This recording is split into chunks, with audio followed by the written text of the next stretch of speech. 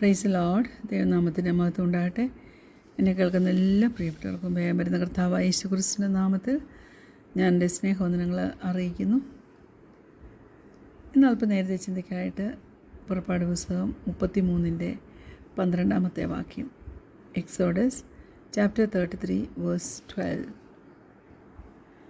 മോശ യഹോവയോട് പറഞ്ഞതെന്തെന്നാൽ, ഈ ജനത്തെ കൂട്ടിക്കൊണ്ട് പോകാമെന്ന് നീ എന്നോട് കൽപ്പിച്ചുവല്ലോ.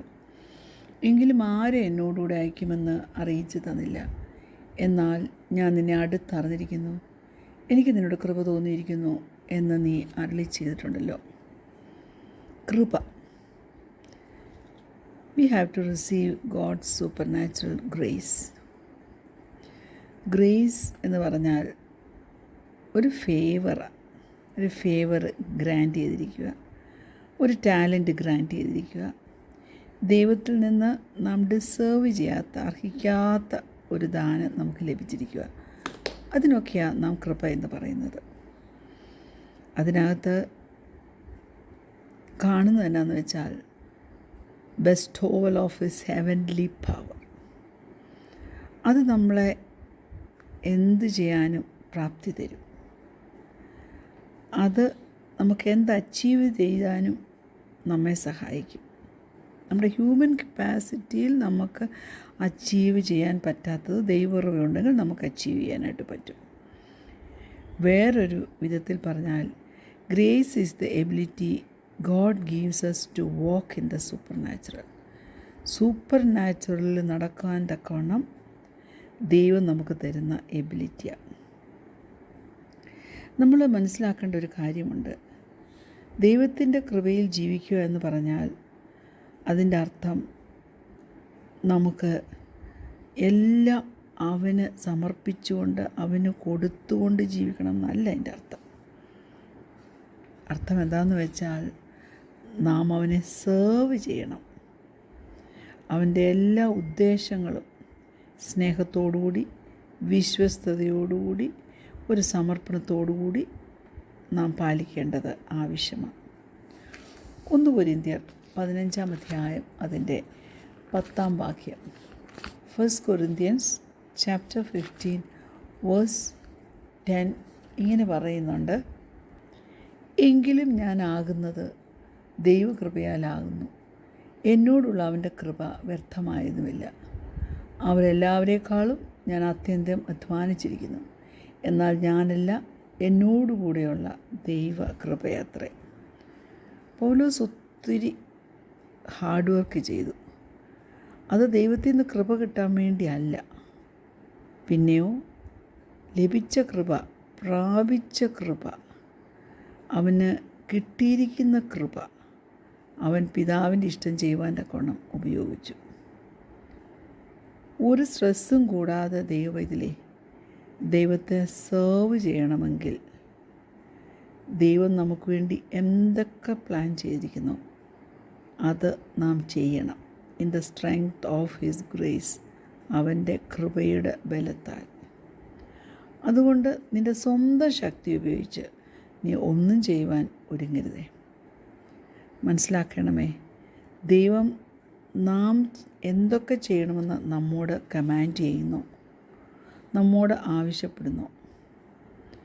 നമുക്ക് നമ്മുടെ ഹ്യൂമൻ സ്ട്രെങ്ത് കൊണ്ട് അക്കംപ്ലിഷ് ചെയ്യാൻ പറ്റാത്ത, ഇമ്പോസിബിളായിട്ടുള്ളതിനെ ദൈവം നമ്മോട് പറയത്തില്ല. പക്ഷെ ദൈവത്തിൻ്റെ കൃപ കൊണ്ട് നമുക്ക് ചെയ്തെടുക്കാൻ പറ്റുന്നതേ അവൻ നമ്മോട് പറയത്തുള്ളൂ. ദൈവത്തിലെ നിനക്കത് വിശ്വസിക്കാൻ പറ്റുമോ? അങ്ങനെയാണെങ്കിൽ ഇന്ന് മുതൽ യേശുവിൽ, കർത്താവിൽ, ദൈവത്തിൽ നീ വിശ്വസിക്കുക. ഒന്നുകൂടെ നല്ലതായിട്ട് നിൻ്റെ ജീവിതം ഒഴുകുന്നത് നിനക്ക് കാണുവാൻ ഇടയാവും. ദൈവത്തിൻ്റെ കൃപയാൽ ശത്രു കൊണ്ടുവരുന്ന എല്ലാ പരീക്ഷകളെയും ജയിപ്പാൻ നമുക്ക് കഴിയും. ശുശ്രൂഷയുടെ, മിനിസ്ട്രിയുടെ എല്ലാ ജോലിയും ഭംഗിയായി ചെയ്തെടുപ്പാൻ നിനക്ക് കഴിയും. അങ്ങനെ ദൈവത്തിൻ്റെ ഹിതം പൂർത്തിയാക്കുവാൻ തക്കവണ്ണം ദൈവത്തിലെ നിനക്ക് കഴിയും. ഇങ്ങനെ നീ വർക്ക് ചെയ്യുവാണെങ്കിൽ നീ ഒരിക്കലും എക്സോസ്റ്റഡ് ആകത്തില്ല. കാരണം നീ ആശ്രയിക്കുന്നത് ദിവ്യമായ കൃപയിലാണ്. You are depending on divine grace. അല്ലാതെ നിൻ്റെ സ്ട്രെങ്ത് ഉണ്ടല്ലോ, ആ ലിമിറ്റഡ് സ്ട്രെങ്ത്, അതിലല്ല നീ ആശ്രയിക്കുന്നത്. അത് നിൻ്റെ സ്വന്തം പവറിൽ ചെയ്യാവുന്ന നീ എത്രത്തോളം ആഗ്രഹിച്ച് ട്രൈ ചെയ്യുന്നു അത്രത്തോളം നീ ടയേർഡാകും, നീ ബേർഡൻഡാകും.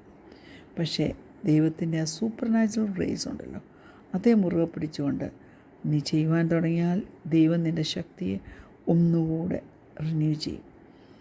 And you will live in an atmosphere of rest. അതല്ലേ ദൈവമല്ലേ നല്ലത്. ഞാനൊരു ചിന്ത നിങ്ങളോട് പറയട്ടെ. In God's presence there is total provision. ദൈവത്തിൻ്റെ സാന്നിധ്യത്തിൽ പൂർണ്ണമായ കരുതൽ ഉണ്ട്. അതെത്ര നല്ലതാണ് അല്ലേ? അപ്പോൾ പ്രാക്ടിക്കലായിട്ടും സ്പിരിച്വലായിട്ടും സ്ട്രെസ്സിനെ ഓവർകം ചെയ്യുവാൻ തക്കവണ്ണമുള്ള ചുവടുവയ്പ്പ് ഈ നാളിൽ ദൈവത്തിലെ നീ ചെയ്തേ പറ്റൂ, നീ എടുത്തേ പറ്റൂ. അത് തീർച്ചയായിട്ടും ദൈവം ചെയ്തെടുപ്പാൻ തക്കവണ്ണമുള്ള ശക്തി നിനക്ക് തരും. Praise God. സൊല്യൂഷനുണ്ട്. നമ്മൾ സ്ട്രെസ്ഡ് ആകുമ്പോൾ പലപ്പോഴും നമുക്കറിയാൻ പറ്റത്തില്ല നാം എന്താ ചെയ്യുന്നതെല്ലാം ഒരു കുഴമറിച്ചിൽ പോലെ നിനക്ക് തോന്നും. നമ്മളെ സ്ട്രെസ്സിൽ നിന്ന് ദൈവം ഫ്രീ ആക്കി കഴിഞ്ഞാൽ എങ്ങനെ ഫ്രീ ആക്കും? അവൻ്റെ കൃപ നിമിത്തവും പരിശുദ്ധാത്മാവിൻ്റെ ശക്തി നിമിത്തവും അവൻ നിന്നെ ഫ്രീ ആക്കും. അപ്പോൾ അവൻ്റെ റെസ്റ്റിലും അവൻ്റെ സമാധാനത്തിലും എങ്ങനെ നാം സ്റ്റേ ചെയ്യണമെന്നുള്ളത് ദൈവത്തിലെ നിനക്ക് പഠിക്കുവാൻ ഇടയാകും. അത് പഠിച്ചു കഴിഞ്ഞാൽ നീ ഒരിക്കലും പിന്നെ ഒരു സ്ട്രെസ്ഫുൾ ലൈഫ് സ്റ്റൈലിലേക്ക് വീണു പോകത്തില്ല. അങ്ങനെ നാം ദൈവത്തിന് സമർപ്പിച്ചു കൊടുക്കുമ്പോൾ അവൻ നമ്മുടെ ജീവിതത്തിൽ പ്രവർത്തിക്കാൻ തുടങ്ങും. നമ്മളെ കൺട്രോൾ ചെയ്യുന്ന ഒരു തരത്തിലുള്ള സ്ട്രെസ്സും ഇല്ല. ഏത് അഡ്വേഴ്സായിട്ടുള്ള സിറ്റുവേഷൻ നമ്മുടെ ജീവിതത്തിൽ വന്നാലും ഒന്നോർത്ത് നോക്കണേ, ദൈവം നമുക്ക് തരുന്ന ആ സൂപ്പർ നാച്ചുറൽ പവർ ഉപയോഗിച്ച് ആ സിറ്റുവേഷനെ നമുക്ക് റിസോൾവ് ചെയ്തെടുക്കാൻ തക്കവണ്ണം പറ്റും. നമ്മുടെ സ്ട്രെങ്ത് എന്ന് പറയുന്നത് അവൻ്റെ കൃപയാണ്. Price the Lord. നമുക്ക് അവൻ്റെ ജ്ഞാനം പ്രാപിപ്പാൻ കഴിയും. അങ്ങനെയുള്ളൊരു ജീവിതത്തിൻ്റെ ഉടമസ്ഥരായിത്തീരുമ്പോൾ നാം എങ്ങനെയായിത്തീരും, നമ്മുടെ സംഗതികൾ എങ്ങനെയായിത്തീരുമെന്ന് ഞാൻ പറയട്ടെ. റോമാലേഖനം 8-ാം അധ്യായം അതിൻ്റെ 28-ാം വാക്യം. റോമൻസ് 8:28.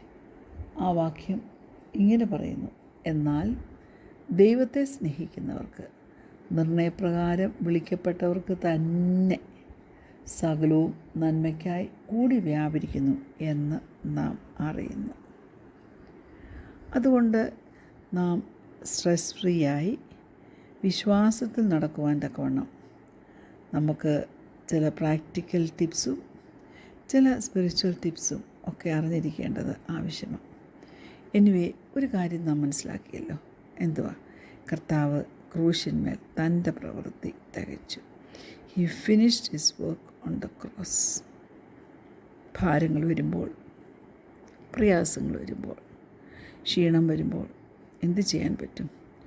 ഓടി നമുക്ക് ആ ക്രൂശിൻ്റെ ചുവട്ടിൽ അണയാം. നമുക്ക് ആ ക്രൂശിൻ്റെ ചുവട്ടിൽ നമ്മെ ഏൽപ്പിച്ചു കൊടുത്തുകൊണ്ട് ഇരിക്കാം. ലോകം, പാപം, പിശാച് ഇതെല്ലാം നമുക്ക് എതിരാണ്. നമ്മെ ദൈവകൃപയിൽ നിന്ന് വീഴിക്കുവാൻ ശ്രമിക്കുമ്പോൾ ദൈവകൃപയിൽ തന്നെ ആശ്രയിച്ച് മുന്നോട്ട് പോകാൻ തക്കവണ്ണം ഒന്ന് സമർപ്പിച്ചു കൊടുക്കാൻ പറ്റുമോ?